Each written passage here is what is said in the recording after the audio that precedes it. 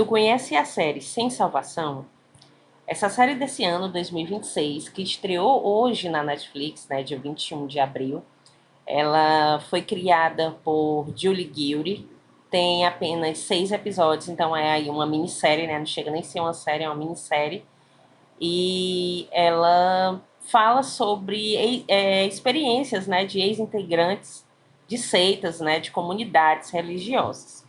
Ela conta a história da Rose, que é essa moça aí da imagem. A Rose, que é uma mãe, né? Ela é casada com o Adam, né? Que é esse cara aí que tá, tipo, quase olhando para ela, né? E a Rose, ela é uma mulher que, com o passar do tempo, ela começa a questionar a própria fé dela, né? E ela tenta se sair aí de um meio extremamente abusivo, tanto controlado por religião, né, como por diversas questões abusivas, as quais ela tenta aí se sair, né. E no papel principal aí do Adam, né, atuando brilhantemente, a gente vê o Asa Butterfield, que é esse moço aí que muitos de vocês vão lembrar dele pequenininho, no filme A Invenção de Hugo Cabret, né? Ele já começou muito cedo a atuar. Ou então vocês vão lembrar deles em outros papéis, como por exemplo a série Sex Education, que eu já falei para vocês aqui no canal. E que se vocês tiverem a oportunidade, assistam, porque é uma série incrível, maravilhosa, né? E o Essa, né, ele trabalha muito bem nessa série, ele tá assim divino, né? Ele mostrando assim ah, de todas as performances como é realmente um extremista religioso, né? Uma criatura extremamente abusiva, né? Misógina e tudo mais. E, ah, e a série ela expõe diversos segredos horríveis dessas comunidades, dessas seitas, né? Que lá nos Estados Unidos são muito vigentes, né? Existem bastante, isso é muito comum você encontrar, principalmente nas áreas agrícolas, né? Nas cidades assim mais afastadas. Você encontrar sempre alguém que fez parte de uma seita ou que faz parte, né? Isso é muito comum por lá.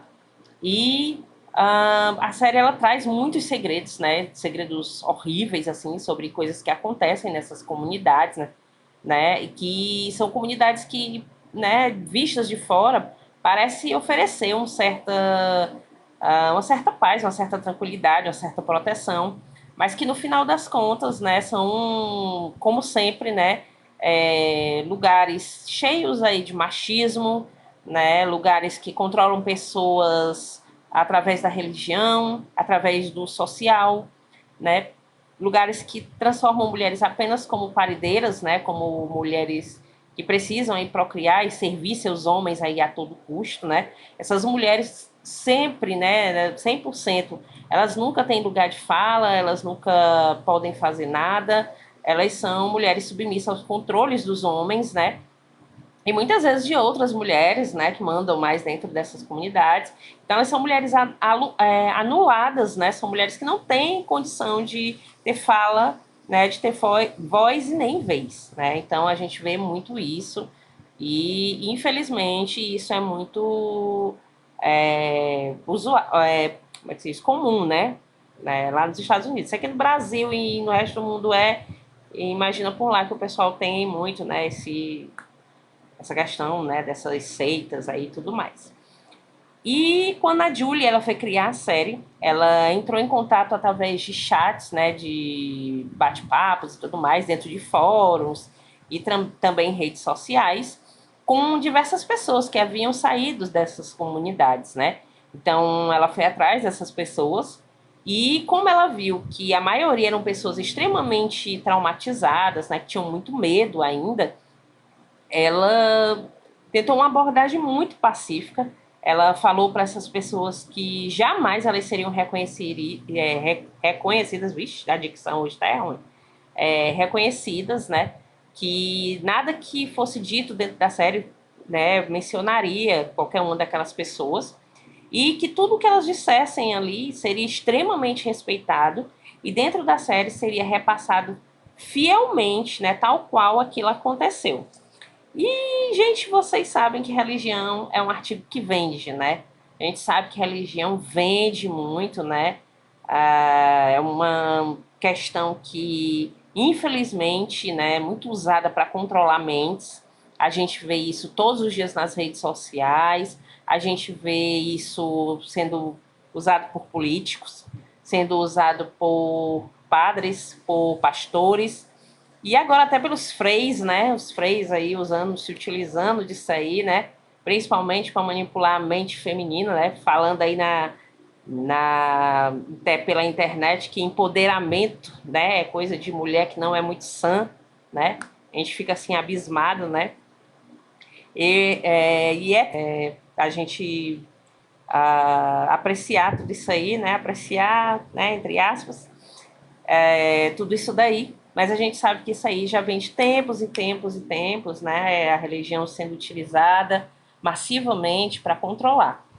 Eu vou contar para vocês um pouquinho sobre o primeiro episódio. O primeiro episódio começa mostrando a Rose, né? Ela tá lá no tipo no evento, né, da comunidade, eles estão comemorando lá. E a filhinha dela, né, a Rose, ela tem uma filhinha pequenininha, né, deve ter ali mais ou menos seus 8 anos, 7, 8 anos, não sei. E a menininha, ela tá brincando com um coleguinha e ela se esconde debaixo de uma mesa e para eles verem um gibizinho, né, uma revistinha. E de repente chega uma mulher e fala para a menina, né, que se ela continuar fazendo aquilo, vendo aquele tipo de coisa, né, a alma dela não vai se salvar, ela não vai para o céu quando chegar o arrebatamento e tudo mais, né? Então a garotinha fica ali muito temerosa, né? Já começa a mostrar por aí, né, que o uso da religião é algo extremamente prejudicial, principalmente na vida das crianças, né? E a garotinha ela fica com muito medo. Então, quando começa a chover, que ela olha para o céu, ela vê aqueles trovões, né? Ela sai correndo, né, para dentro da mata. E depois, quando eles vão, né, ali recolher tudo, entrar e tudo mais, a mãe percebe que a garotinha sumiu. E aí começa toda uma busca pela garota, somente os homens, claro, né, porque a mãe é excluída, ela não tem esse direito, as mulheres mesmo dizem, entra que é o melhor para você. Só que ela não se conforma e ela vai atrás da filha dela. Ela acha a filha dela já dentro d'água, né, se afogando e tudo mais. E até que pula um rapaz do nada, né, sabe, sai, seja lá de onde for, de dentro da mata, né? E pega a garotinha ali e salva ela, né? Diz que ela ainda tá respirando e tudo mais. Então a Rose agradece a ele e leva a garotinha para casa, né? Então vão fazer até uma sessão lá para agradecer pela vida da meninazinha e tudo mais.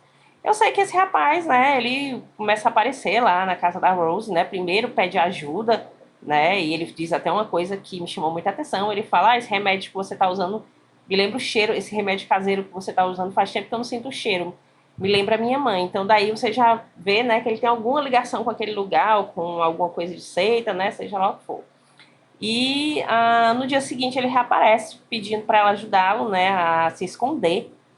E a Rose ela ajuda, né, aí de qualquer forma. Ao mesmo tempo a gente vê outros lados de outros segredos, né, que é o marido dela, que é uma pessoa extremamente abusiva, tóxica, né, até com o irmão.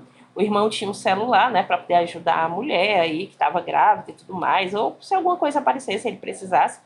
E o irmão fala para ele, né, que pegou somente para isso e tudo, mas que não vai mais usar e pede que ele não conte para ninguém. Só que lá no meio, né, do evento, do culto lá deles, né, ele vai e conta. Então o irmão é preso no quarto e a família só pode ter contato com ele do outro lado da porta, né? E o Adam, né, diz para ele que acha isso muito bom para ele, porque assim ele vai aprender a dar valor, né, às coisas da vida. Ao mesmo tempo, a gente vê esse cara desconhecido, né, tendo algumas visões, né, tendo alguns pensamentos, e remete a algo muito religioso pelo qual ele passou, e também a um crime aí que ele cometeu no passado, né? E é mais uma dica aqui do canal para vocês. Se vocês gostarem, curtam, compartilhem, sigam a gente nas redes sociais e até a próxima.